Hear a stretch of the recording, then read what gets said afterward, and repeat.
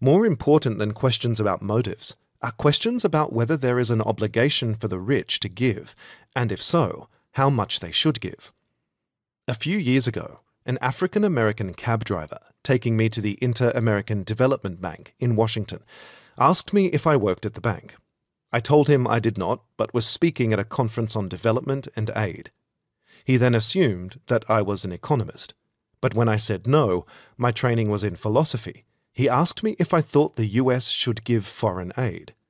When I answered affirmatively, he replied that the government shouldn't tax people in order to give their money to others. That, he thought, was robbery.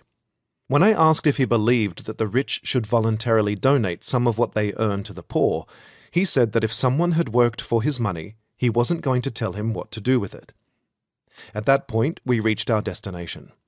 Had the journey continued, I might have tried to persuade him that people can earn large amounts only when they live under favorable social circumstances, and that they don't create those circumstances by themselves. I could have quoted Warren Buffett's acknowledgement that society is responsible for much of his wealth. "If you stick me down in the middle of Bangladesh or Peru," he said, "you'll find out how much this talent is going to produce in the wrong kind of soil."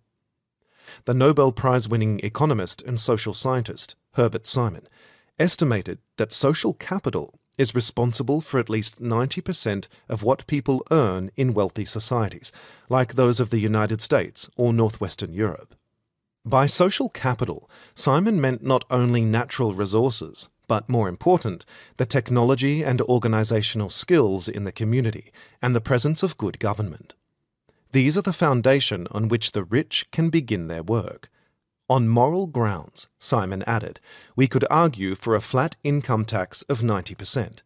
Simon was not, of course, advocating so steep a rate of tax, for he was well aware of disincentive effects, but his estimate does undermine the argument that the rich are entitled to keep their wealth because it is all a result of their hard work.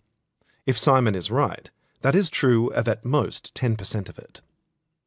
In any case, even if we were to grant that people deserve every dollar they earn, that doesn't answer the question of what they should do with it.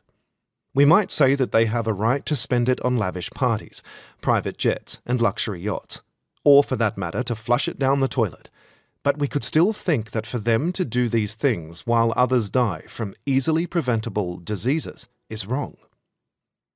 In an article I wrote more than 3 decades ago, at the time of a humanitarian emergency in what is now Bangladesh, I used the example of walking by a shallow pond and seeing a small child who has fallen in and appears to be in danger of drowning.